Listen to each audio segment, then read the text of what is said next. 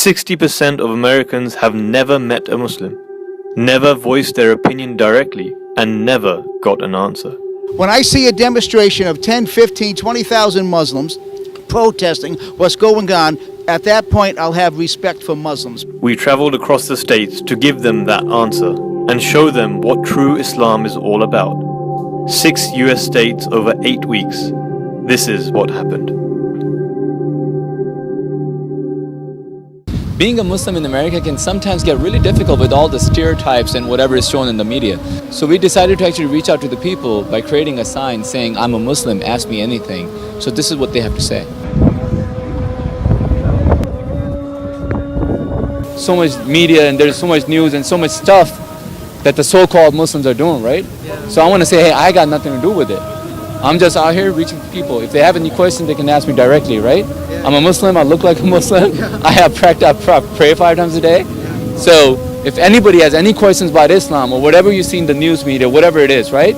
Or you see some Muslims acting a certain way, you can just ask me.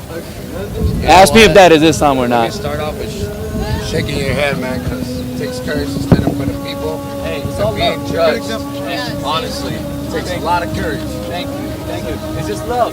Christianity says don't get along with Muslims. Muslims say don't get along with Christians. So all these people are separating people. Quick question for you. Go on. Where in the Quran does it say that don't get along with Christians? It doesn't say anywhere, but it doesn't say anywhere. You're right. Actually, it says that you should fight to defend the temples, the synagogues, the mosques, and also all the places of worship. Do you believe in a verse that says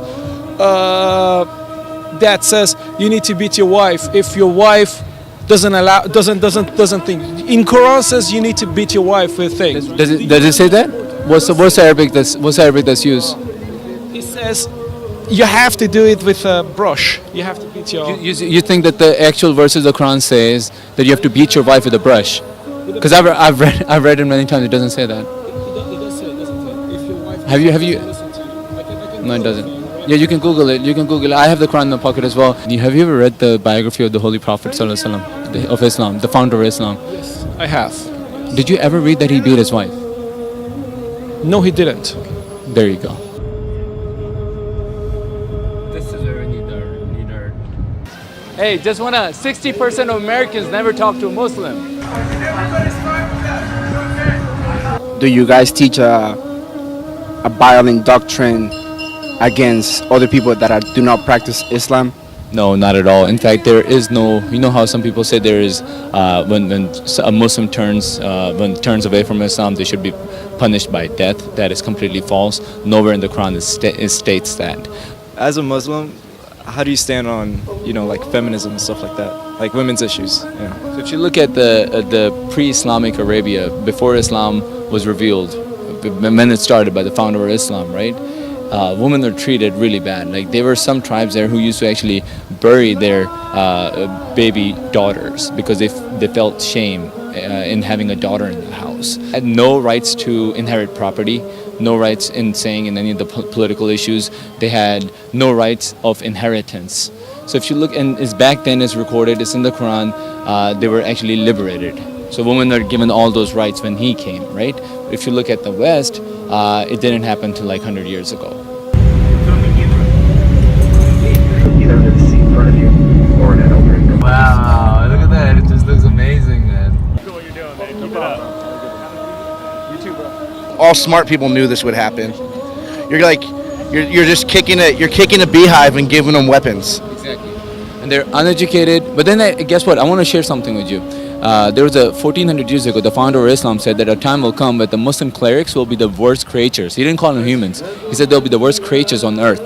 Fifth caliph of the Ahmadiyya Muslim community said, he said, you want to stop these wars, stop the funding. Find out where these people are getting funds, stop their funding, and that's how you can stop them. If you look at Ahmadiyya Muslim community, I'm from that community, what we have been doing, Ahmadiyya Muslim community. So if you look us up, right, you'll actually see that we are actually been condemning violent jihad for the last 125 years. Approaching rental car center.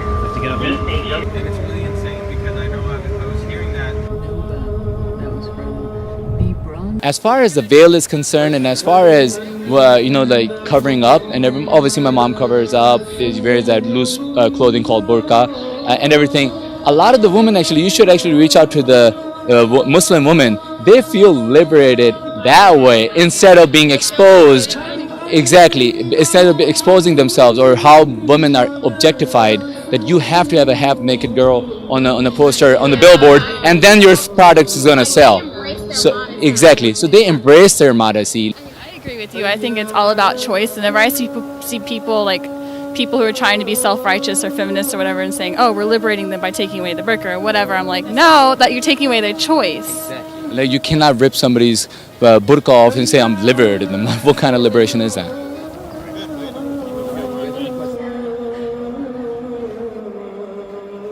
So what's your question? How do you feel about the Islamophobia going on in the U.S.? I think it's just unfortunate, and I think people like Donald Trump who are actually on national television, they're spewing such hatred. This is something like that has just taken us back 50 years because now people are actually saying stuff which we normally don't hear.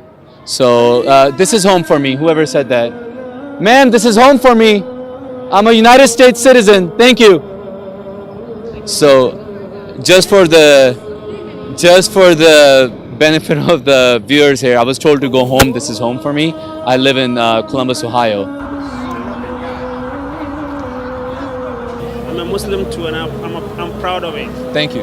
Just got to do this, man. 60% of Americans never talk to a Muslim about Islam, so we figured we should reach out to them. Cool. That's great. We appreciate that. What do you believe happens after you pass from this life? The Quran says that the Jews, the Christians, the Sabians, anybody who believes in whatever they believe in, and they have no fear, they shouldn't have anything to worry about. Just paraphrasing the verse. Basically, what it says is that as a Muslim, I can't judge anybody. What's going to happen to them is basically we are strongly told to believe that it's a man's relationship between God. As a Muslim, do you think that there should be restrictions on how men and women dress?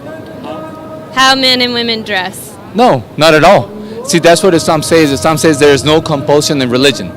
So anyone from any religion can dress however they want to, right? At the same time, if you're a Muslim, there's certain guidelines that Islam says. And main thing that Islam says is dress with modesty. Not just for women, also for men. So we're all supposed to do that. What's your question? What do you think about racism? Islam teaches that all men are made equal. We all bleed the same blood.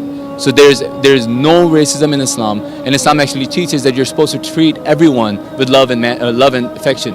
And from the Ahmadiyya Muslim community, that's where I'm from, we are believers in love for all, hatred for none. And we are taught, like the Prophet himself said, that all men are made equal, so there shouldn't be any differences. And that's why when you go pray, we're all lined up together and praying, regardless of the man is rich, poor, black, white, whatever, and that actually increases brotherhood. To be very honest, I was quite nervous while we were doing this social experiment. However, we were very well received, and even in the airports and airplanes, we did the social experiment, and people were patting my back and saying, "Thank you for doing this. We need more Muslims like this out here." So the question is, are we doing enough as Muslims? Because the Ahmadiyya Muslim community is the only community who actually believes that the Messiah has come, and we're taught as young children to defend our faith by actions, not just our words. So what I learned from this social experiment is that Americans in general, they're very loving and kind people, and they're open-minded and they're willing to learn as long as they get that opportunity. And it is up to us to give them that opportunity, and that gives me hope. There's much hope with Americans and also this country. Yeah, there's some bad Muslims out there, just like bad Americans, you know. But I mean, you seem good, you know. You're not doing anything, are you? God bless you. You have a good heart. I wish there was more Muslims like you who would speak out against the radicals who are extremists, because it would give a lot of people a better understanding. Thank you for standing up for like who you are and being proud of your religion. I think it's good. The few don't, kind of define the many, And I'm just very grateful that folks like you are on the street and you're speaking the truth. I think this is the wisest thing, because at least people get to hear from the real people what the religion is all about, any questions that they have. I really appreciate you for doing this. Thank you. It's very important. Thank you.